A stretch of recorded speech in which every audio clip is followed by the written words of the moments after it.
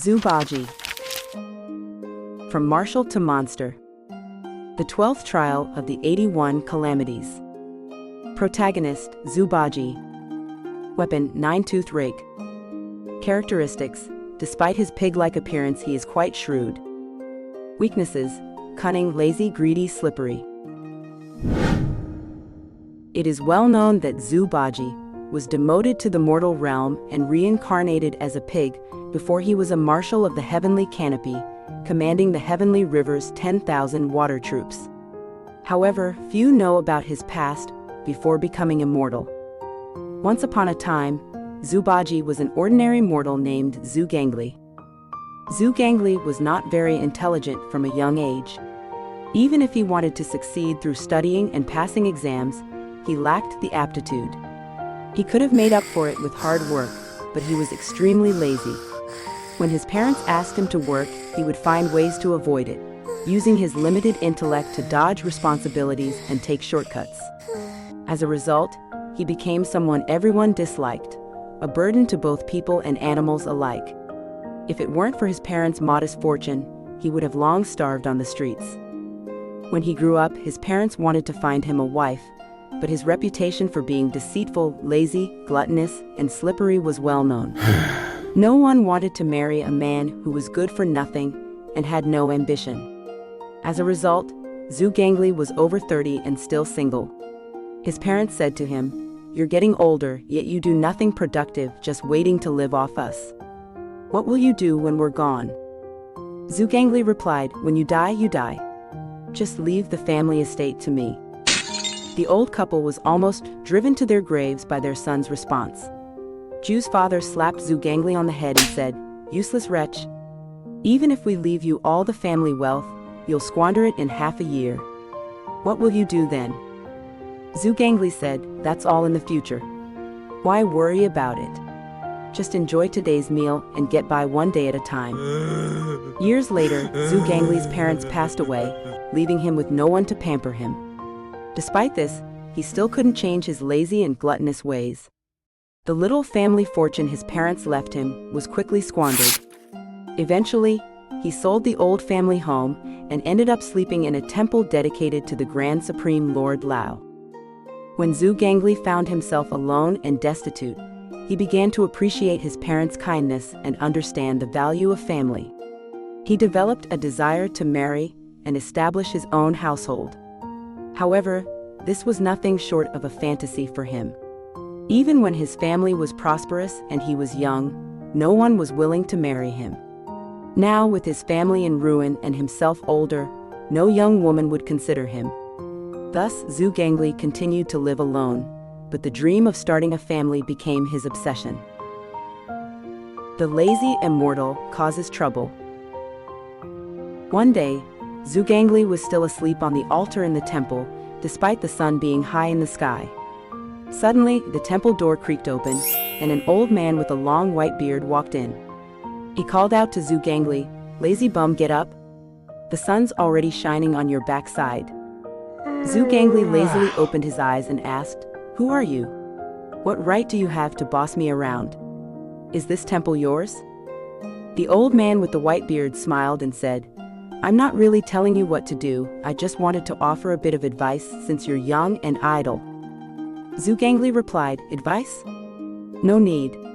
I was born this way, and no advice will change me." The old man with the white beard asked, "Don't you want to do something meaningful?" Zhu Gangli replied, "Do what? What's there to do?" The old man with the white beard said, "Lifting bricks and carrying mud, building houses and laying tiles. Though it's hard work, at least you can earn a living." Zhu Gangli shook his head and said, "Too tiring, too dirty, won't do it."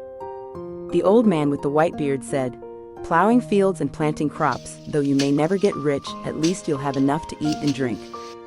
Zhu Gangli shook his head and said, "Scratching a living from the dirt has no future, so I won't do it." The old man with the white beard continued, "Work hard, read late into the night, endure hardship, and you could achieve success and bring honor to your family." Zhu Gangli laughed heartily and said, "I'm naturally dim-witted. Even if I read books until worn out, I wouldn't remember a word. You want me to study? That's like forcing a duck onto a perch." You old man just spouting useless nonsense and wasting my sleep time. Get lost, get lost. The old man with the white beard didn't leave. Instead, he came closer to Zhu Gangli and said, "Don't be in a hurry. I have one last job suggestion for you that you'll surely like. Soaring through the clouds, immortality, freedom, and high status, becoming an immortal. How about it?" Zhu Gangli was stunned, staring at the old man with the white beard, and said, "That's nonsense. How could someone like me ever become an immortal?" The old man stroked his beard and smiled. "Normally, you wouldn't have a chance, but since you've met me, it's possible." Zhu Gangli asked, "Oh? Do you old man have a way to become a deity?" The old man smiled with satisfaction and said, "Indeed there is a way, but it depends on whether you're willing." Zhu Gangli asked, "Do immortals have a place to sleep?" The old man said, "Heaven provides rooms fully renovated and spacious." "Is there food to eat?" "The immortals don't consume earthly food, so technically there's no need to eat. But if you want to, there's plenty of dragon liver, phoenix marrow, and heavenly nectar." "Is the work tiring?" "It's not tiring at all. If you become an immortal, you can just delegate the work to the minor deities under you. It's quite a leisurely life." Zhu Gangli became interested and said, "That sounds great. How can I become an immortal?"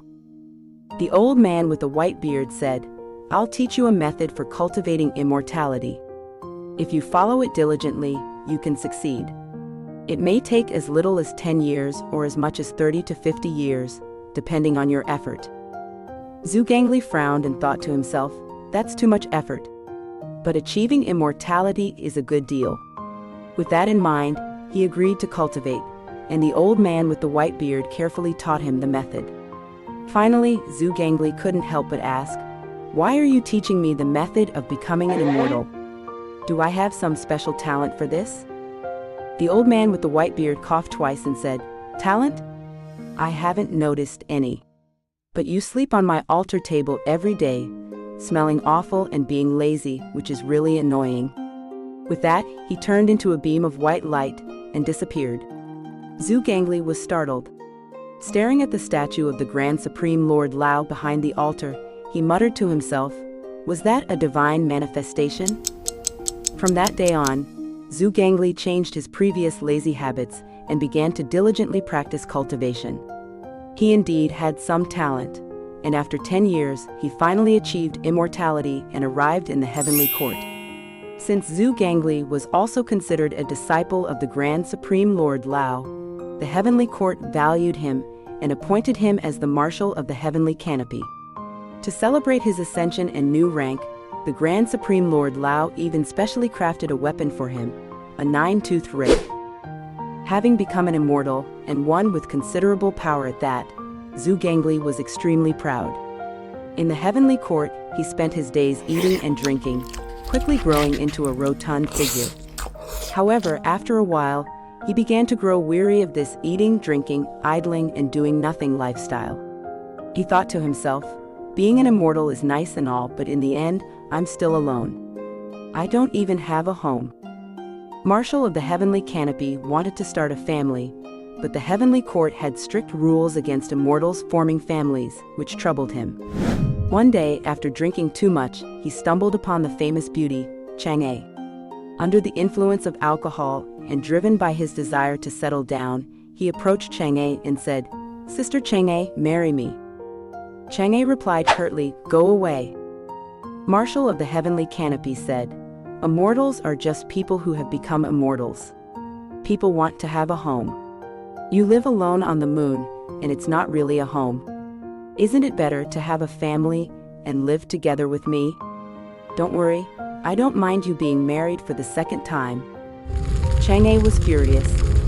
Without saying a word, she went to the Jade Emperor and complained about Marshal of the heavenly canopy. The Jade Emperor was enraged and ordered the Queen Mother of the West to cast Marshal of the heavenly canopy down to the mortal realm. Originally, Marshal of the heavenly canopy was meant to be reincarnated as a human, but he ended up being born into the wrong body and turned into a pig. As a result, he became an awkward mix of pig and human, effectively a pig demon. In the end, he left the human world entirely, retreated to the mountains to become a man-eating demon, and married a female demon named Sister Egg 2. Although Zhu Gangli had become a demon, he had fulfilled his wish to start a family and lived a carefree life. However, his good fortune didn't last long. Sister Egg 2 fell ill and passed away, leaving him single once more. During that period, he was disheartened, drowning his sorrows in alcohol and feeling that life was meaningless. One day, the Bodhisattva of compassion, Guanyin, suddenly came to see him and said, "You have committed sins in the heavenly court and now you're a demon here. Instead of causing trouble in the human world, why not do something meaningful?" Zhu Gangli replied, meaningful work, what is there to do in this world? Isn't being a demon here quite good enough?" Guanyin said, "You often harm others. If the heavenly court finds out, they will surely punish you further. If you don't repent, you might not even be able to remain a pig in the future." Zhu Gangli was alarmed and said, "Please, Bodhisattva, show me the way forward." Guanyin told Zhu Gangli that soon a pilgrim would pass through this place. He was to become his disciple and ensure his safe journey to the west, thus achieving his own redemption. Zhu Gangli had no choice but to agree. The Bodhisattva then said, "Since you have decided to become a monk, I will give you a Dharma name. It will be Wukong." Zhu Gangli thought to himself, "Wukong? No ability. Is the Bodhisattva secretly insulting me?" But he did not dare to question Guanyin and had no choice but to accept the Dharma name. Zhu Gangli marries a wife.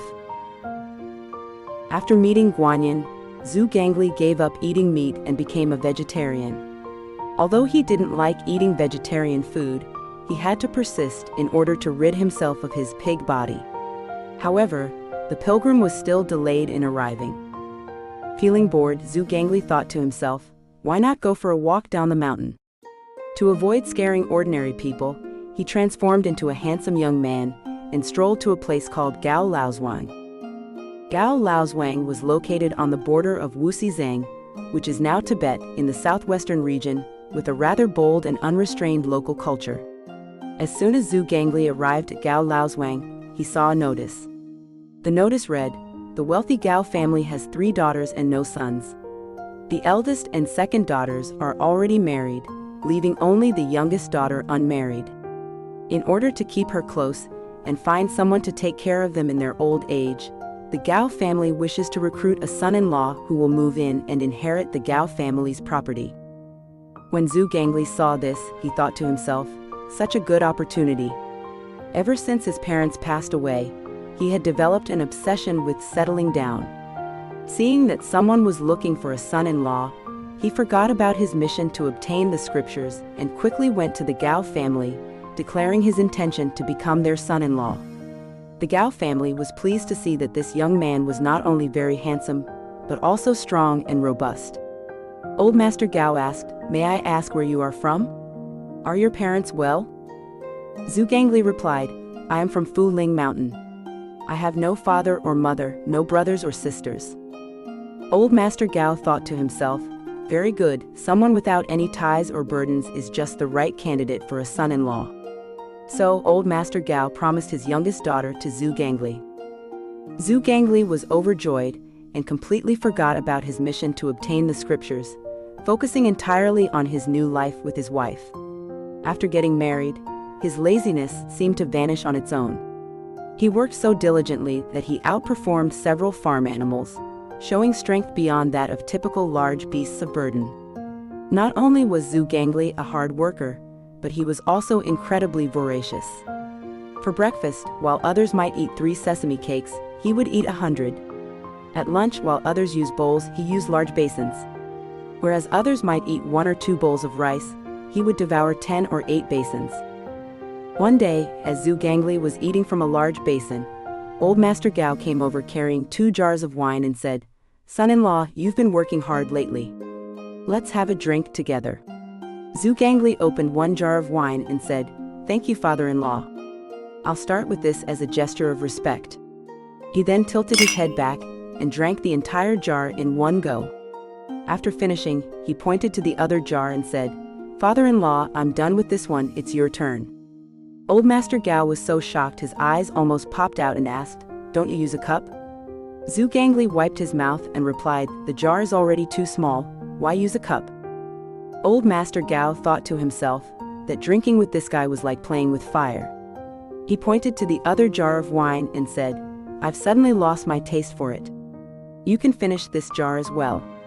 Zhu Gangli didn't hesitate, took the jar and drank it all in one go. After finishing, he went to bed. Miss Gao, upon hearing that Zhu Gangli had drunk a lot of wine and was sleeping in the room, went to bring him some water to prevent him from getting thirsty.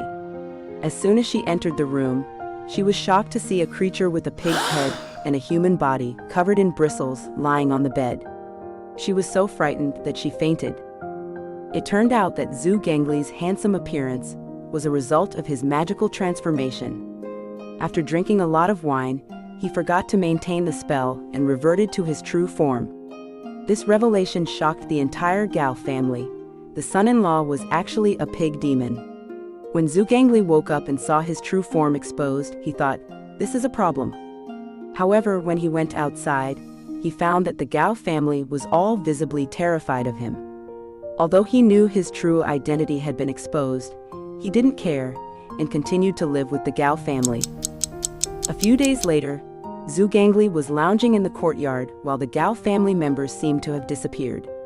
Suddenly, a Taoist priest burst in through the gate dressed in traditional robes and shouted, "Demon? How dare you take on human form to deceive a respectable young woman? I have come today to deal with you. If you know what's good for you, leave Gao Laozhuang immediately and never return. Otherwise, I will ensure that your soul is scattered and your spirit destroyed." Zhu Gangli laughed loudly and said, "Where did this old Taoist come from, daring to play at exorcising demons? Today, I'll show you my strength." With that, he cast a spell, plunging the sky into darkness and causing sand and stones to fly. He then pulled out his 9-toothed rake and struck the ground fiercely. The once flat surface was smashed into a deep pit. The Taoist was so frightened his face turned pale, his legs went limp, and he fell to his knees in front of Zhu Gangli, constantly bowing and apologizing. "Grandfather Pig Demon, I was blind and didn't recognize your greatness. I apologize for the offense. Please forgive me." Zhu Gangli then withdrew his powers and said, "Go tell old Master Gao that it is his fortune to have me, Marshal of the Heavenly Canopy, as his son-in-law. He should send my wife back. Otherwise, I will flatten Gao Laozhuang." The Gao family, realizing that Zhu Gangli was no ordinary demon and his destructive power was truly terrifying, had no choice but to allow him to stay at Gao Laozhuang and continue being married to Miss Gao. This situation continued for over 2 years, and everyone in Gao Laozhuang knew that the son-in-law of old Master Gao was a pig demon. Whenever they saw Zhu Gangli, they would run away. Zhu Gangli also found it dull to stay in the village all the time, so he often returned to live on Fuling Mountain, coming to Gao Laozhuang every now and then. One day, Zhu Gangli returned to Gao Laozhuang from Fuling Mountain. When he entered the house, Miss Gao was sitting on the bed. Zhu Gangli approached her and said, "Wife, I'm back." Miss Gao replied, "Why have you just come back now?" Zhu Gangli thought to himself, in the past she would be so frightened to even speak when she saw me. Why does she seem like a different person today? He then asked, "So, did you miss me?" Miss Gao didn't speak but sighed and said, "Today my parents hit me." Zhu Gangli asked, "Why did they hit you?" Miss Gao replied, "They're displeased because I married a demon." Zhu Gangli was quite unhappy and said, "I'm not a demon.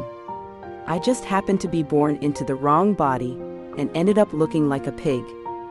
Miss Gao added, "My parents also said they want to invite a Taoist priest to exorcise you." Zhu Gangli laughed heartily and said, "Which Taoist priest in the world is my match? The 9-toothed rake I have is a treasure specially made for me by the Grand Supreme Lord Lao. Its power is boundless." Miss Gao said, "I heard that the helper they are inviting is called Sun Wukong." Upon hearing the name, Sun Wukong, Zhu Gangli turned pale with fear because he knew how formidable Sun Wukong was. During the time when Sun Wukong wreaked havoc in heaven, Zhu Gangli was serving as Marshal of the Heavenly Canopy in the Heavenly Court, and had witnessed Sun Wukong defeat the 4 heavenly kings and Prince Neza. How could he possibly be a match for Sun Wukong? Zhu Gangli quickly said to Miss Gao San, "We can't continue as husband and wife. I need to leave quickly. Sun Wukong is incredibly powerful." With that, he hurriedly walked towards the door. From behind, Miss Gao called out, "You still want to run?" Sun Wukong, the nemesis of Bajie. Zhu Gangli turned around and saw that Miss Gao had revealed her true form. She was actually Sun Wukong in disguise. Without a word, Zhu Gangli bolted for the door, with Sun Wukong hot on his heels. As Zhu Gangli ran, he thought to himself, how could old Master Gao possibly have the clout to invite Sun Wukong? That doesn't make sense. Sun Wukong was supposed to be imprisoned under the 5 Elements mountain by the Buddha. How could he be out now? As he thought about this, Zhu Gangli suddenly realized something. Sun Wukong must be in the same situation as me, having agreed to go to the west to obtain the scriptures, which is why he was released. Gao Laozhuang is on the route to the west, and since he and the pilgrim passed through here and learned that old Master Gao's family had a demon, he must have come to deal with me. Zhu Gangli was no longer afraid, because he knew that even if Sun Wukong was incredibly powerful, he wouldn't dare harm a fellow colleague on the quest for the scriptures. Even if Sun Wukong wanted to attack him, Guanyin Bodhisattva would intervene. Zhu Gangli decided not to run. He resolved to face Sun Wukong in a battle. He knew that this fight was crucial for his future status in the scripture-fetching team. If he appeared too weak, he would be looked down upon by Sun Wukong and the other colleagues, therefore he decided to give it his all. Even if he lost, he wouldn't lose too disgracefully. After all, he can't really hurt me. I'll just fight him, he thought. Resolute, Zhu Gangli stopped and swung his 9-toothed rake at Sun Wukong. Sun Wukong never expected that the pig demon would dare to fight him, let alone that the 9-toothed rake in the pig demon's hand was a celestial treasure with boundless power.